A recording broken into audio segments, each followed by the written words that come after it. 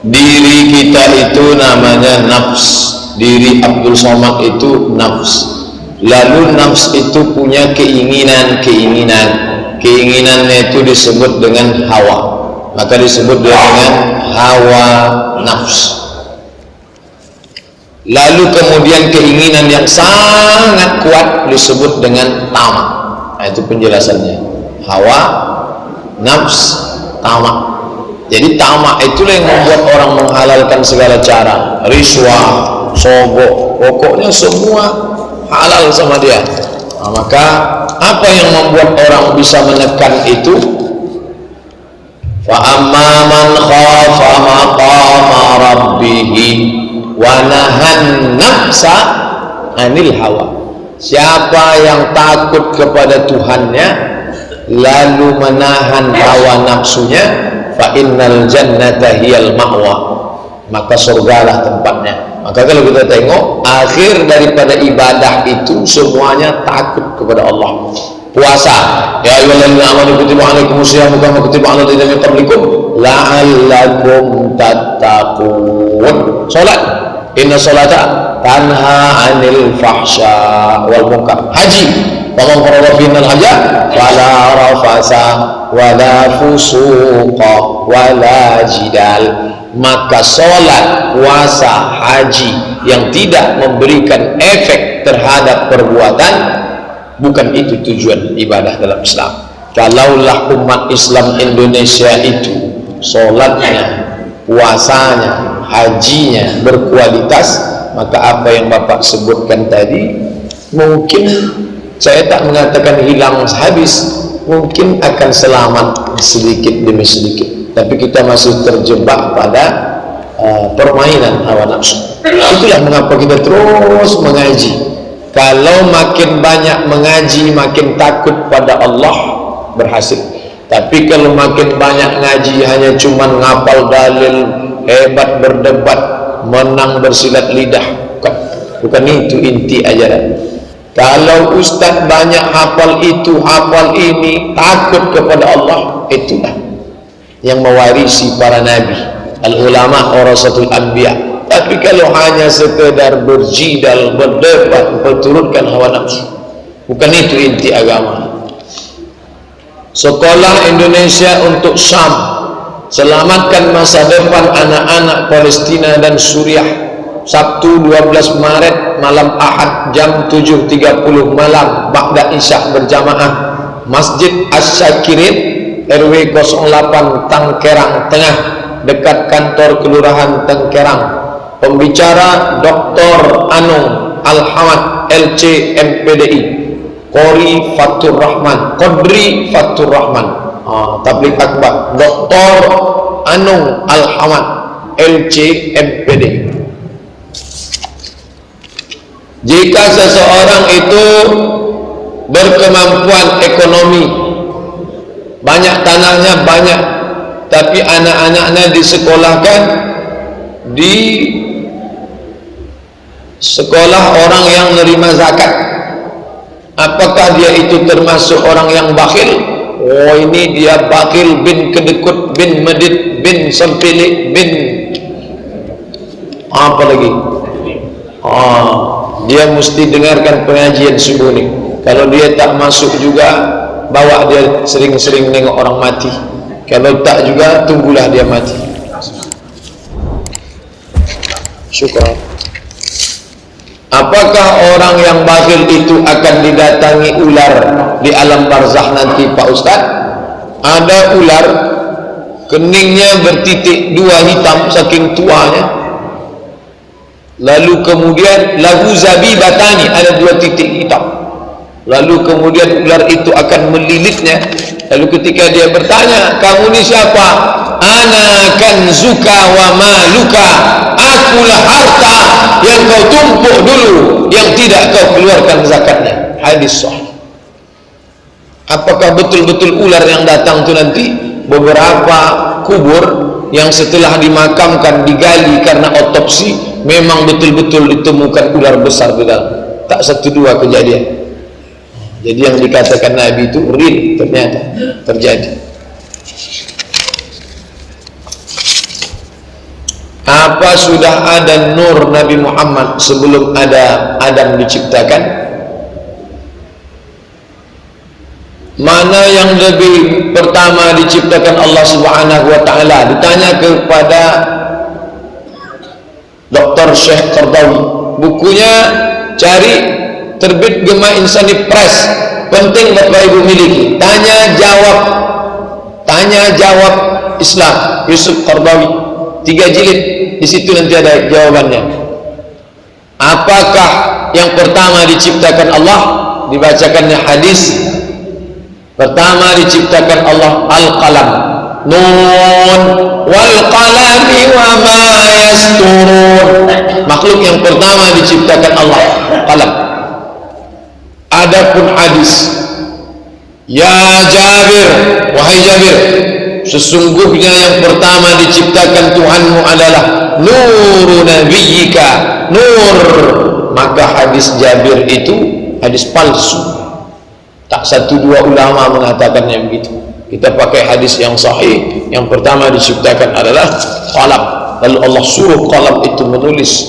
Wal qalami 'allamal insana ma lam ya'lam. Iqra bismi rabbikal ladzi khalaq, khalaqal insana min 'alaq, iqra wa rabbukal akramul ladzi 'allama bil qalam. Bagaimana yang dimaksud dengan zina mata, zina hati? Kutiba ala ibni Adam hazzahu minaz zina. Anak Adam itu ditulis bagian tubuhnya ada zina. Fazinal ainun nazar, zina mata pandangan, zina tangan menyentuh, zina hati berkehendak. Sedangkan kemaluan yukadzibuhu wa yusaddiqu, mata memandang, kemaluan memperturutkan mata atau mendustakan mata. Kalau memperturutkan mata, dilanjutkannya dengan perbuatan zina, zina yang hakiki. Kalau tidak, maka hanya zina majazi, kiasan. Matanya berzina, lidahnya berzina, tangannya berzina. Apakah perbedaan zina yang jelas dengan zina di hati? Zina yang jelas hukumannya 2. Kalau tidak, lempar batu sampai mati atau dicambuk 100 kali. Sedangkan zina mata, zina hati, zina otak, ilusi, pikiran yang terlintas macam-macam, segera ditutup. Allazina idza fa'alu fahishatan aw zalamu anfusahum, orang-orang yang ketika terlintas yang buruk, yang kotor, dilawan dengan 3. Zakarullah, langsung ingat pada Allah. Fastaghfirullah li dzunubihim, astaghfirullah. Walam yusirru, stop, tutup, putus, jangan lanjut. Dalam sholat 2 rakaat, apakah posisi duduknya iftirash atau tawarruk? Menurut mazhab Syafi'i, berdasarkan hadis yang sahih, banyak sekali hadis-hadis sahih yang dijadikan sholat itu duduk terakhirnya tawarruk. Tawarruk itu, maaf cakap, pantatnya menempel ke lantai. Mau sholatnya 3 rakaat, mau sholatnya 2 rakaat, mau sholatnya 1 rakaat. 1 rakaat sholat witir, duduknya tetap pantatnya nempel ke lantai, tawarruk, jangan goncang. Itu mazhab Syafi'i. Kalau Bapak Ibu melihat ada orang yang duduk tasyahud awal pada sholat Jumat, pada sholat tahiyatul masjid, pada sholat duha, itu mazhab Hambali. Yang Hambali jangan menyalahkan Syafi'i, yang Syafi'i jangan sampai merasa bersalah ketika disalahkan orang. Ini yang sekarang nih, dia bingung, tengok kiri kanan banyak orang iftirash, iftirash pula lah, tengok tawarruk, tawarruk. Nanti saya khawatir tengok orang tak sholat pula lah. Apa tak kuat keyakinan? Ini tentang masalah duduk nih. Sudah saya tulis dalam buku 77 tanya jawab salat. Menurut mazhab Hanafi, menurut mazhab Maliki, menurut mazhab Syafi'i, menurut mazhab Hambali. Ini cerita sudah lama, cuman baru sampai ke Pekanbaru belakangan-belakangan ini aja. Baru orang yang selama ini bingung dia, kok begini ya? Nenek kami tak gini, bapak kami tak gini. Dulu belum ada radio TV Roja, itu maka dia tak berubah. Apa boleh kita baca waktu sujud subhanakallahumma wa bihamdika Allahumma firli? Buka 77 tanya jawab salat. Subhana rabbiyal a'la, subhana rabbiyal a'la wa bihamdih, subuhun qudus rabbuna wa rabbul malaikati war ruh, subhanakallahumma wa bihamdika Allahumma firli. Allahumma ja'al fi qalbi nura wa fi sam'i nura wa fi basari nura wa an yamini nura wa an yasari nura wa min amami nura wa min fawqi nura wa min tahti nura wa min fawqi nura wa min tahti nura wa ja'al li nura. Dah saya tulis dah, download gratis, cetak print, bacaan sujud boleh. Apa beda boneka dengan patung? Boneka mainan budak-budak, mainan anak kecil. Kalau patung mainan mak bapaknya. Kalau emaknya main boneka, itu terganggu otaknya. Anak kecil yang boleh boneka. Boneka Barbie. Kalau dibelinya boneka Barbie pakai baju kutang, maaf cakap, jahitkan baju Melayu. Ada tukang jahit itu pandai. Pak, ini tengok boneka baratnya. Anak saya minta juga boneka, gunting baju tak baik itu, minta jahitkan baju Melayu. Tengok, cantik juga dia. Karena pengaruh pakaian itu kuat. Pakaikan jilbab boneka. Cuma jadi masalah bonekanya berjilbab, emaknya pula tak berjilbab. Gimana cara mengqadha salat yang sudah lama tinggal? Kalau salatnya satu, ganti satu. Kalau salatnya setahun, ganti setahun. Setiap habis salat fardu, salat sekali. Nanti zuhur, habis salat fardu zuhur, laksanakan zuhur qadha. Usalli fardhu zuhri 4 raka'atin qadha'an lillahi ta'ala. Dalil qadha, buka 77 tanya jawab salat, download gratis internet, baca baik-baik.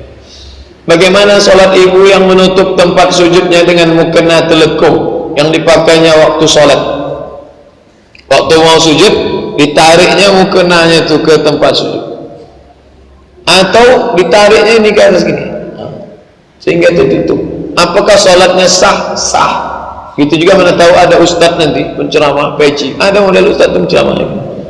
Assalamualaikum warahmatullahi. Sujud dia salat, apakah sah? Sah. Tapi katanya mesti menempel.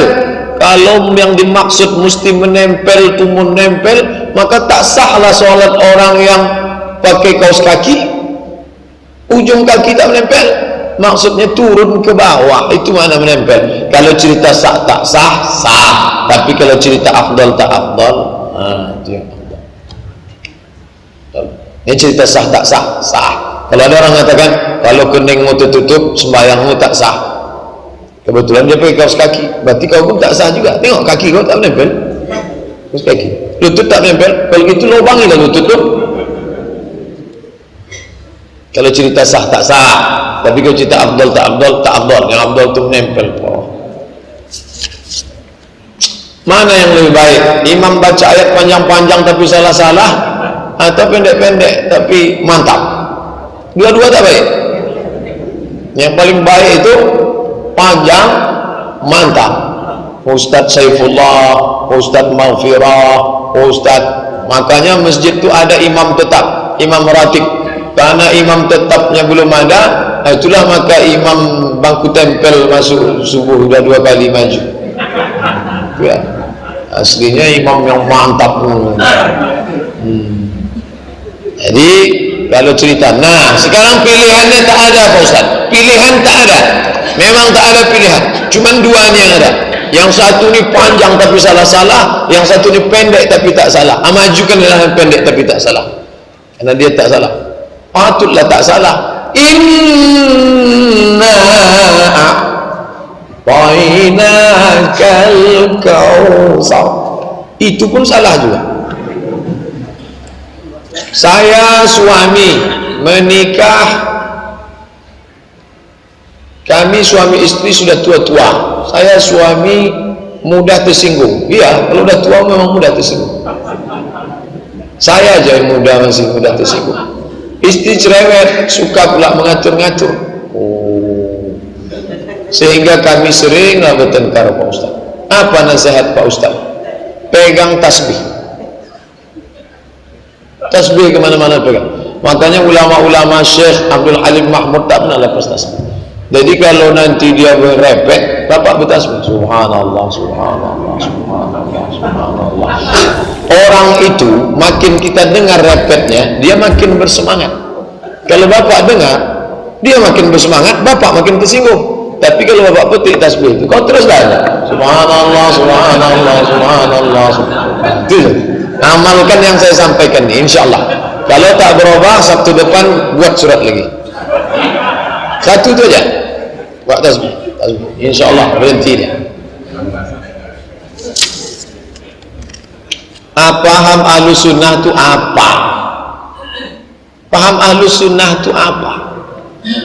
Ahlus Sunnah itu orang yang berpegang dengan yang kata Nabi, ma ana alaihi wa ashabi, ma ana alaihi wa ashabi, apa yang ditempuh oleh aku dan sahabatku, itulah Ahlus Sunnah. Nama rumahnya Ahlus Sunnah. Mu'tazilah tak masuk, Syiah tak masuk, Khawarij tak masuk, karena mereka ini ada yang mengutamakan akal, ada yang menolak Abu Bakar Siddiq, ada, itu keluar dari Ahlus Sunnah. Maka Ahlus Sunnah, NU Ahlus Sunnah, Muhammadiyah Ahlus Sunnah, Perti Ahlus Sunnah, Persis Ahlus Sunnah, Jamaah Tabligh Ahlus Sunnah, Asy'ari Ahlus Sunnah, Maturidi Ahlus Sunnah.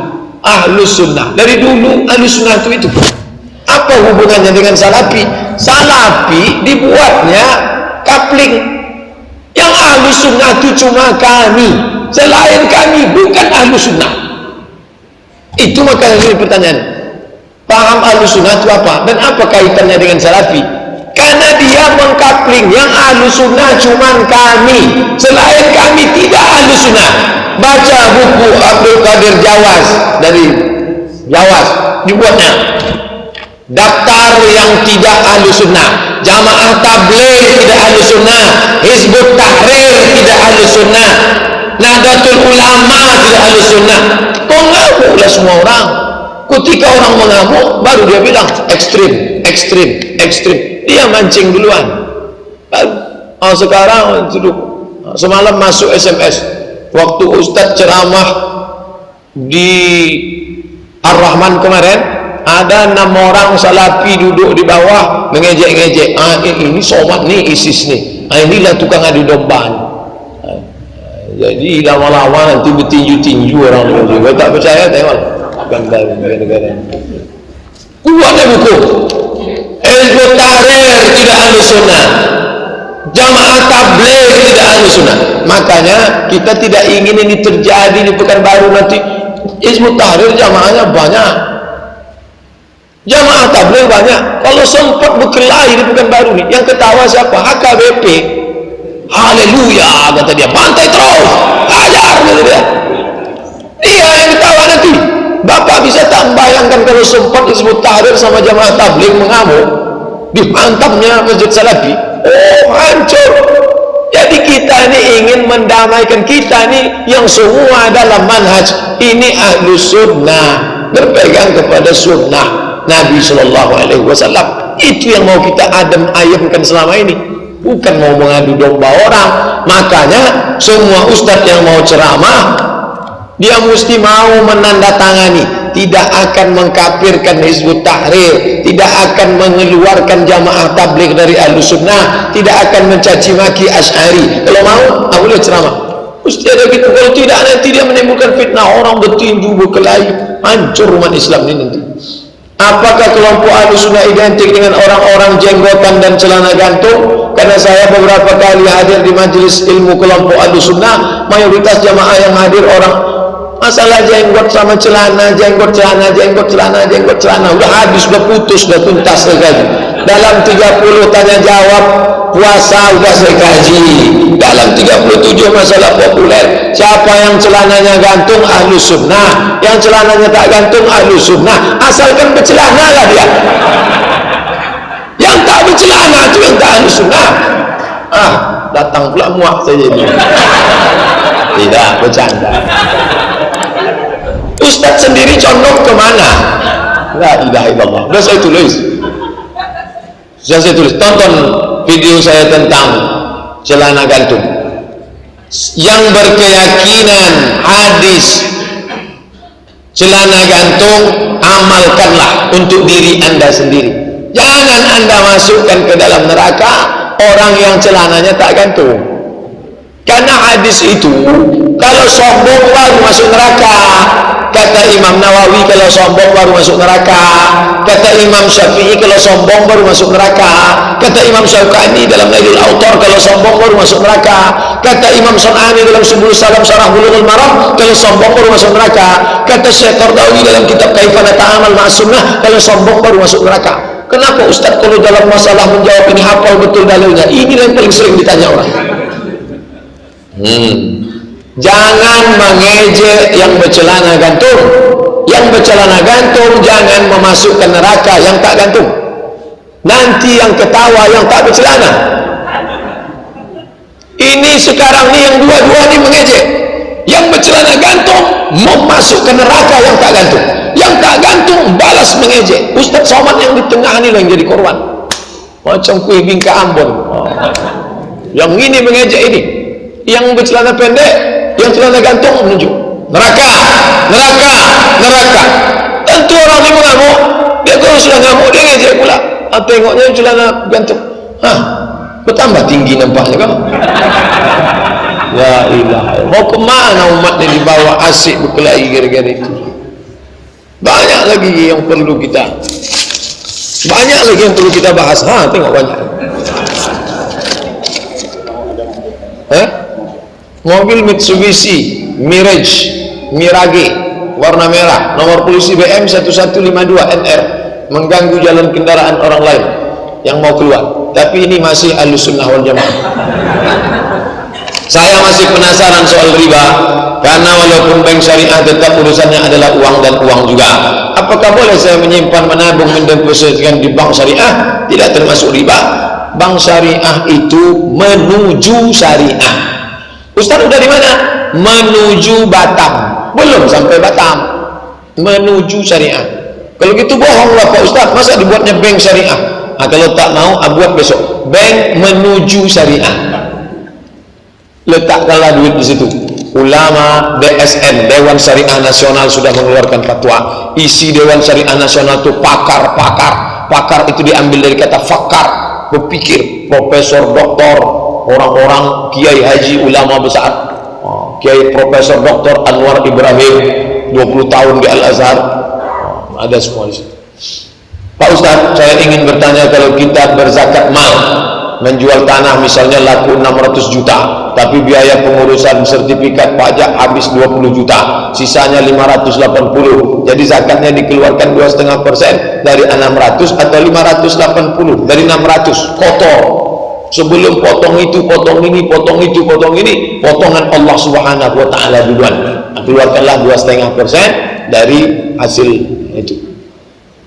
Bagaimana orang kafir yang tinggal di Eropa yang tak ada ustaz akan memberikan pengajaran seperti kita di Indonesia, sedangkan mereka mayoritas tidak beragama tapi tidak percaya pada Allah? Apakah disebut kafir karena kebodohannya? Bagaimana orang di Eropa yang tak ada ustaz? Ini tak ada ustaz ini tahun berapa?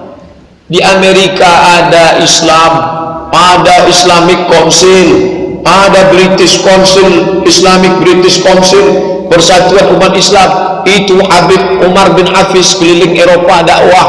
Ulama Syekh Qardawi keliling Eropa. Yang kemarin baru meninggal Syekh Toha Jabir Alwani, itu Islam Amerika. Islam berkembang pesat di sana. Jangankan di Amerika, di Eropa, sampai di kutub utara sudah ada Islam. TV, channel Islam di mana-mana. Tidak ada alasan orang hari ini kafir. Kalau bangkit nanti di padang mahsyar orang kafir, orang kutub, kenapa kau kafir? Aku tak tahu Islam. Bohong. TV sudah masuk. Kenapa tak cari pakai akal? Apalah ta'qilun, apalah tatafakkarun. Wajib dia belajar.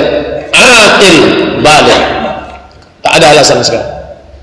Apaan Pak Ustaz, siapa orang yang memimpin tahlilan dan yasinan di saat wafat Rasulullah SAW? Dan siapa juga orang yang memimpin tahlilan yasinan Imam Syafi'i? Karena kita bermazhab Syafi'i. Dia mau menjebak saya dengan pertanyaan ini. Kalau mau debat, duduk sama saya, jangan tanya-tanya saya. Duduk sama saya, bawa kitab, saya bawa kitab saya. Duduk sama saya, jangan pancing-pancing saya begini. Udah saya tulis buku 37 masalah populer itu lebih setahun. Kenapa tak kalian bantah-bantah? Bantah! Datang saya. Yang pancing-pancing saya. Saya orangnya masih muda lagi, suka dipancing. Ustaz, saya ingin bertanya, apa hukum melihara anjing? Man iqtana kalban, siapa yang memelihara anjing? Anjingnya itu bukan untuk anjing berburu, bukan pula anjing untuk menjaga ternak. Memang pencarian dia berburu rusa, bukan berburu babi. Ini sekarang banyak juga orang melihara anjing untuk berburu babi, bukan itu maknanya. Maka siapa yang berburu untuk mencari makan, anjingnya itu sudah diajar, mukallibin, anjing yang sudah diajar, maka anjingnya itu kalau disuruhnya berhenti, gigit. Tapi kalau disuruhnya berhenti, anjingnya tak berhenti, maka anjing itu tak layak. Orang yang melihara anjing sekarang itu tak ada untuk berburu, tak ada untuk menjaga. Security-nya, ustaz aja mau masuk ke komplek itu ninggalkan KTP. Tiba-tiba ditanya, kamu kok melihara anjing? Untuk jaga rumah. Untuk apa ada security? Maka anjing yang tidak untuk dua ini, anjing itu menyebabkan dua hukuman. Pertama, malaikat rahmat tak masuk. Yang kedua, berkurang setiap satu harinya itu sebesar bukit Uhud. Setiap hari amalnya min sebesar bukit Uhud. Pak Ustadz, saya udah rajin ibadah, pergi pengajian, tapi saya belum bisa menghilangkan nafsu melihat wanita. Gimana caranya? Islam tidak menghilangkan nafsu. Islam menyuruh mengendalikan hawa nafsu. Kalau ada orang mengatakan nafsu saya sudah hilang, justru berbahaya. Nafsu saya kepada perempuan ini sudah hilang Pak Ustadz, berarti berselera nengok laki-laki. Oh, ngeri itu, bahaya.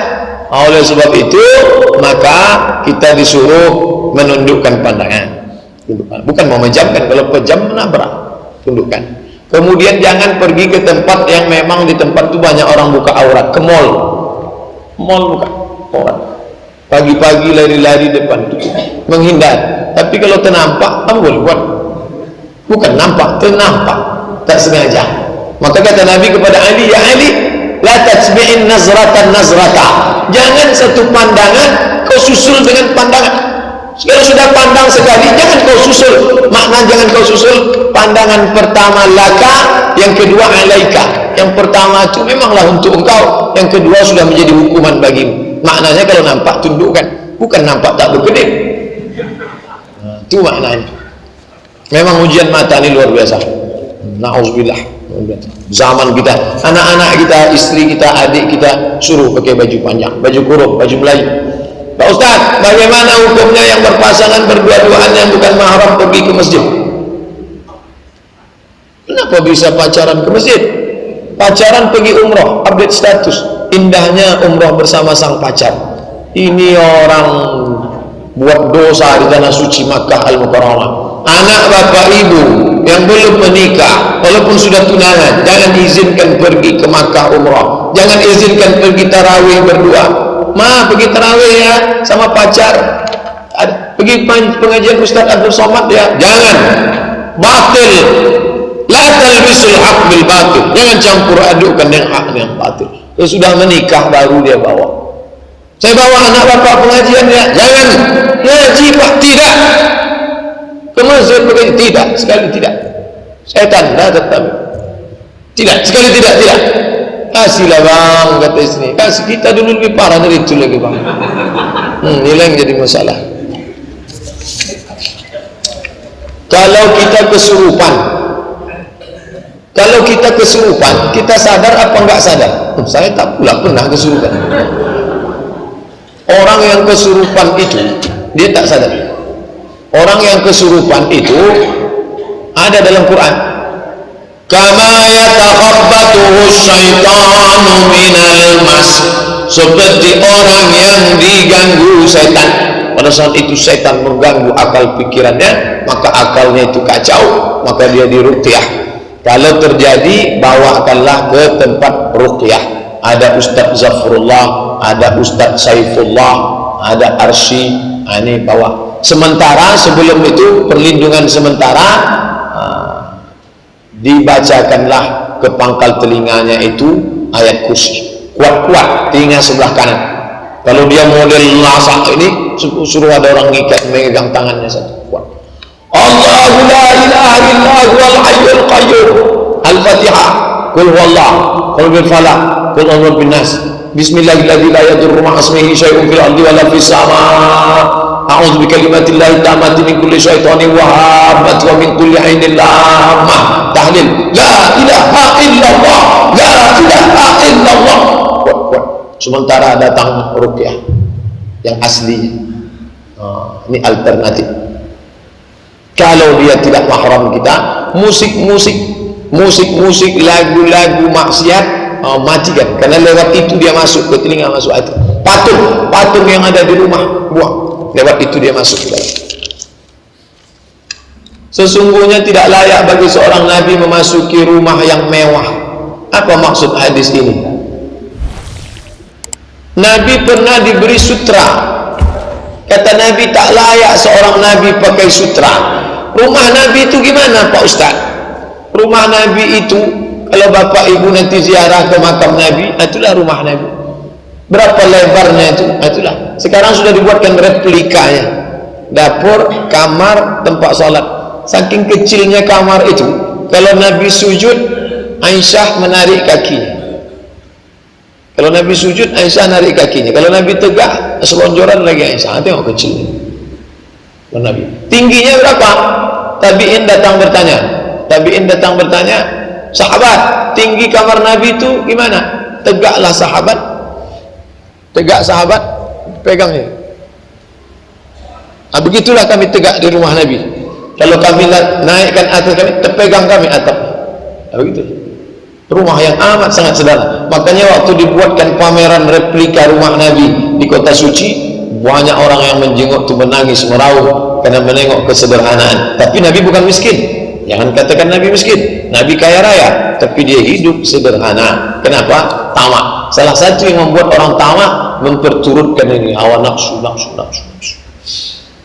Kenapa masjid besar tak didukung anggaran APBD Riau? Ya, karena pemimpinnya tak. Kalau dapat orang yang peduli pada agama, bisalah digaji imam 15 juta. Imam digaji 15 juta, 3 orang 45 juta di PNS kan. Itu pak political will, kemauan politik. Kalau ada politik kuat, bagus. Kalau ada APBD besar, takkan maju Ustaz Abdul Somad jadi imam itu dengan suara yang pas-pasan. Pastilah imam juara internasional di Kuala Lumpur maju. Kenapa tak ada anggaran? Orang tak peduli agama. Kalau orang peduli agama, dia tolong. Kenapa Allah selalu menyampaikan kami, bukan saya? Kami bermakna lit-ta'zim, pengagungan. Seorang raja tegak, berdirinya kami di sini, kami di situ, dia sendiri tegak, tapi dia untuk mengagungkan diri. Dalam tata bahasa Arab, kami lit-ta'zim.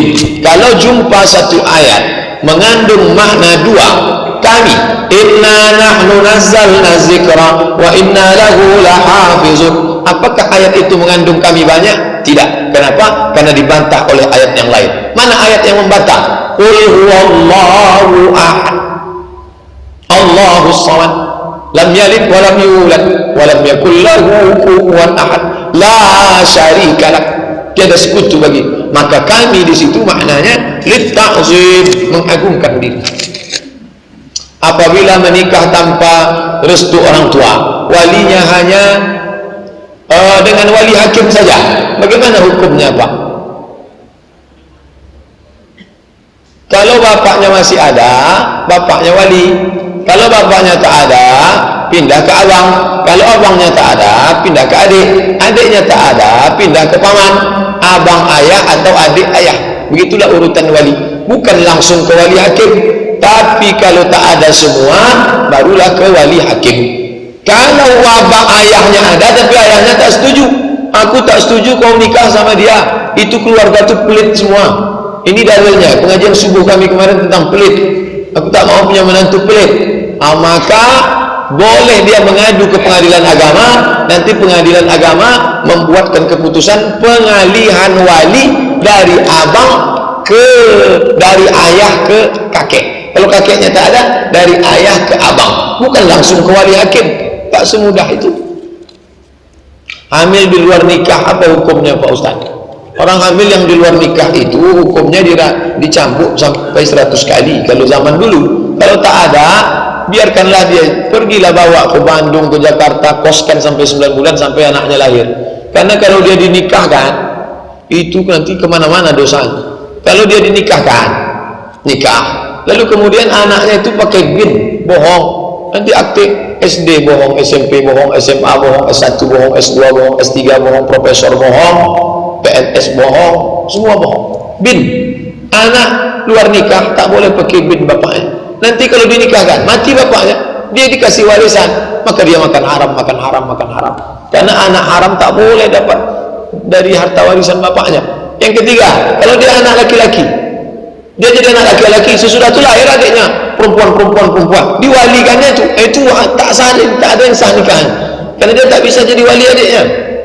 Kalau dia kebetulan perempuan, nanti setelah 25 tahun datang orang Minang lihat, dinikahkan bapaknya, aku nikahkan engkau dengan anakku, berzina juga anak itu, karena dia tak layak dinikahkan, dia mestinya wali hakim. Maka kalau ada orang mengatakan kita nikahkan saja, menikahkannya gampang, mudah, tapi efek setelah nikah itu luar biasa. Jadi gimana solusinya Pak Ustaz? Karena dulu tak bertanggung jawab, resiko. Carikan mana rumah-rumah kos mana, 9 bulan 10 hari lahir tanpa ayah. Gimana cara buat aktenya? Itu tak tahu, saya tanya ke catur sipil, gimana cara buat akte orang tak berayah. Pokoknya menikahkan orang hamil itu resikonya luar biasa. Bagi yang belum terjadi, anak kemanakan kita jaga baik-baik. Yang sudah terjadi, na'udzubillah, yang sudah sempat dinikahkan, itu coba jelaskan yang 4 tadi. Nama tak boleh pakai bin, nanti kalau mati tak dapat warisan, kalau adiknya perempuan dia tak bisa jadi wali, kalau dia anak laki-laki, kalau dia anak perempuan dia tak nanti mau nikah tak bisa diwalikan bapaknya, pakai wali hakim. Apa hukumnya wanita sebagai pembawa acara pada acara-acara resmi yang di situ juga diikuti oleh laki-laki? Apa benar haram hukumnya? Ini masalah ikhtilat, campur aduk laki-laki dengan perempuan. Hukum aslinya laki-laki perempuan tak boleh bercampur aduk karena akan membangkitkan syahwat. Tapi kalau terpaksa mesti bercampur aduk juga, maka perempuan yang bawa acara itu pakailah pakaian yang menutup aurat, sopan, baju Melayu, jilbabnya panjang, tidak norak. Ada laki-laki pembawa acara kita laki-laki. Kalau terpaksa juga harus perempuan, terpaksa. Tak ada laki-laki yang pandai bercakap di situ. Asal pegangnya menggeletar, assalamualaikum. Maka perempuan juga mestilah pakai jilbab panjang, rok panjang, tutup aurat. Ini zaman sekarang ini dua-dua ini tak terwujud. Laki-laki banyak, perempuan pula buat acara baju sempit, tidak berjilbab, rambut kemana kemari, lipstick ini. Maka kita di situ cepat-cepat datang, terima kasih, selamat menikah, pulang. Lama-lama kita melihat di masyarakat membaca Al-Quran itu cukup asal pandai saja. Bagaimana orang baca Quran tidak tahu tajwidnya, tapi tidak mau belajar terus. Jangan pernah berhenti belajar tajwid. Buatkan kelas khusus untuk orang tua-tua, kelas untuk anak SMP, kelas SMA, kelas orang tua-tua. Jangan campur aduk, dia malu, secara psikologis malu. Tapi kalau kita sebaya, jangan gengsi, jangan segan. Duduk, manfaatkan imam kita, minta ke pengurus lokal ruang kosong atau buat halaqah khusus jam 10 malam, kalau pagi siang kerja malam. Baca Quran mesti baik. Yang baca Quran, orang baca Quran diam bagus, tak salah, tapi kalau diam tak betul. Coba Bismillahirrahmanirrahim. Ya ayyuhalladzi, ya berapa alif? Ayyuhalladzi, adalah, ada za, ada Allah. Alladzina amanu yuqimunas, ada sa, ada sa, ada tha, ada sya, ada ta, ada an, ada qa. Belajar balik makharijul huruf, cuma huruf. Jangan Bapak Ibu menyangka orang Arab itu semua bacaannya betul, enggak. Itu orang sampai belajar lagi macam mana menyebut fa, diletakkan kapas di tapak tangan. Nah, kapan kapas itu bertiup? Kalau bertiupnya dari awal, dari setelah huruf keluar baru bertiup, itu bukan fa. Fa, bukan fa. Fa itu anginnya dulu keluar, baru kapas itu terbang. Oh, yang payah lah itu Pak Ustaz. Tak pula sebenarnya, tak masing-masing besok bawa kapas lah. Coba ini belajar balik baca Quran. Rubbatal Quran, Al-Quran. Nanti malam ada belajar tahsin. Nanti malam ada belajar tahsin. Ba'da maghrib. Ustadz dulu belajar tahsin sama siapa? Nama guru saya namanya Syekh Azra'i Abdul Rauf. Guru belajar saya pertama mak saya. Habis belajar sama mak saya khatam Quran, baru diserahkan ke guru mengaji. Setelah guru mengaji, baru diserahkan ke guru yang mahir. Namanya Syekh Azra'i Abdul Rauf. Saya tak tahu kalau Syekh ini hebat. Dia ngajar tak pernah nengok Quran, dia duduk aja. Sampai akhirnya khatam dari tahun 90 ke 93, 3 tahun saya mengaji khatam. Setelah dia meninggal, keluar di koran. Saya baca koran. Syekh Azra'i Abdul Rauf, seorang qori internasional, belajar di Makkah 15 tahun, menghatamkan dan pernah menjadi juri musabaqah 4 kali di Makkah Al-Mukarramah. Barulah tahu saya guru mengaji saya itu orang hebat rupanya. Oh, ini tuan saya yang tempat saya belajar. Membaca Fatihahnya 3 bulan, tak boleh pindah. Jadi kalau Bapak Ibu nanti tak dipindah-pindah baru 3 kali, oh aku pindahlah merajuk, parah betul Bapak. Dia kalau baca Fatihah, apa yang didengar? Wallahu a'lam. Segala kunci waktu dengar Fatihah. Bismillahirrahmanirrahim. Dia mesti tengok macam mana bunyi huruf.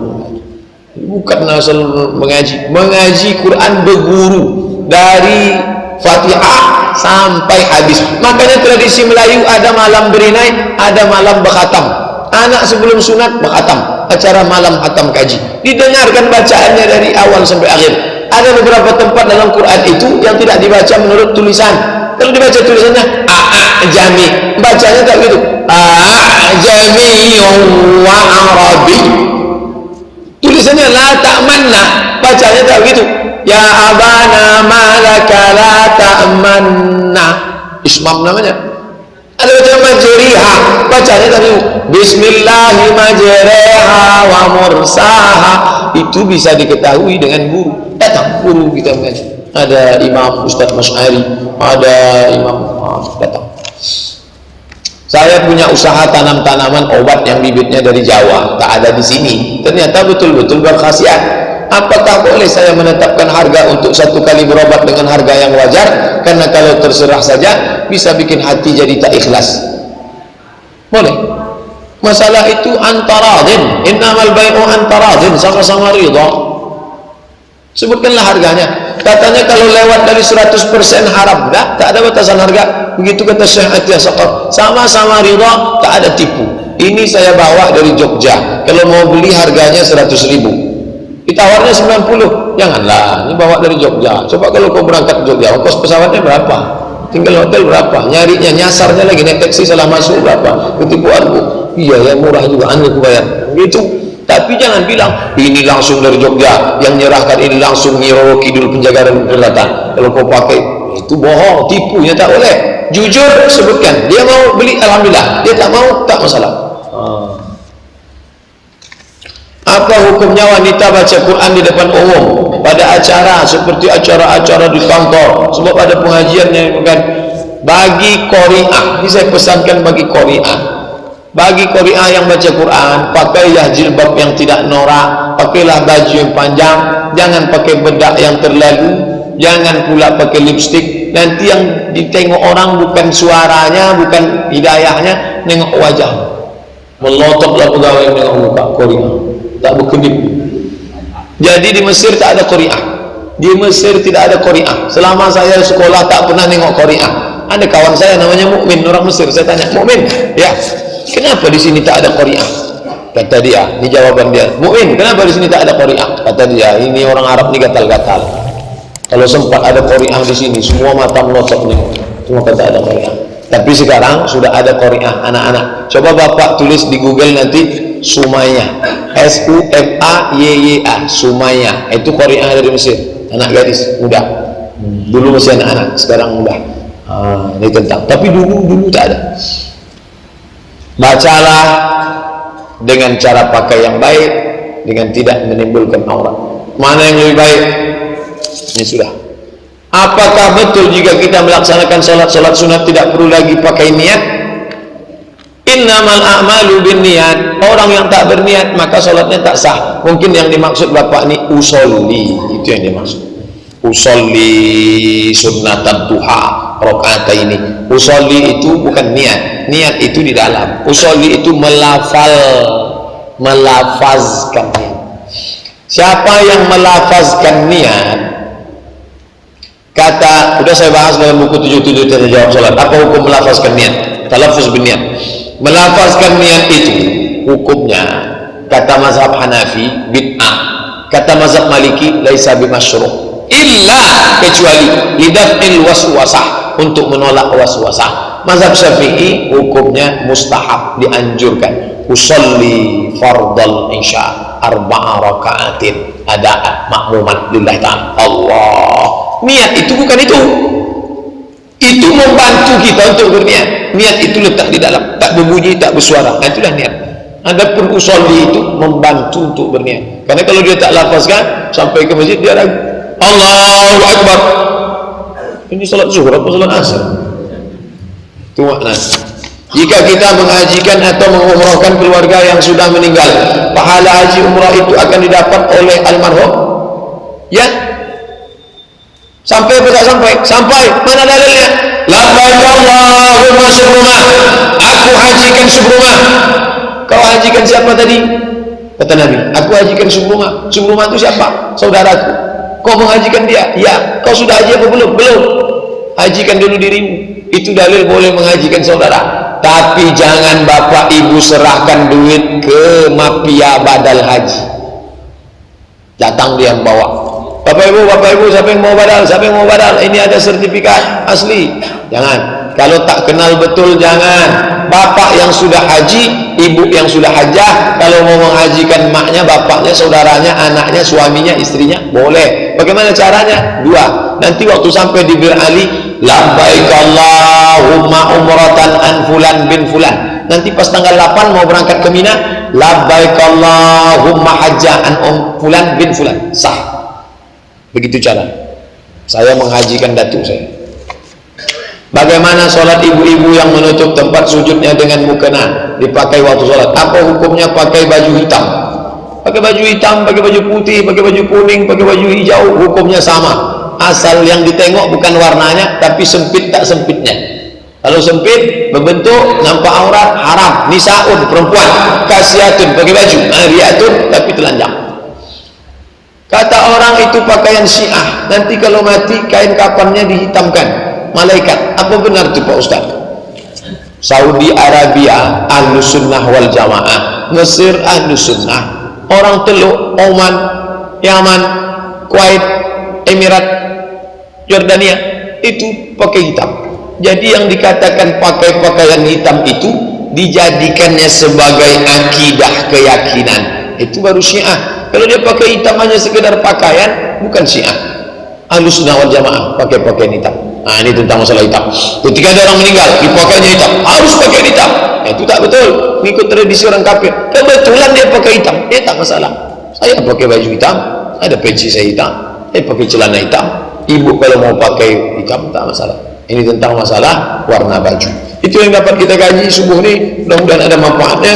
Terima kasih atas segala perhatian. Mohon maaf atas segala kesilapan. Subhanakallahumma wa bihamdika asyhadu an la ilaha illa anta astaghfiruka wa atubu ilaik. Wassalamualaikum warahmatullahi wabarakatuh.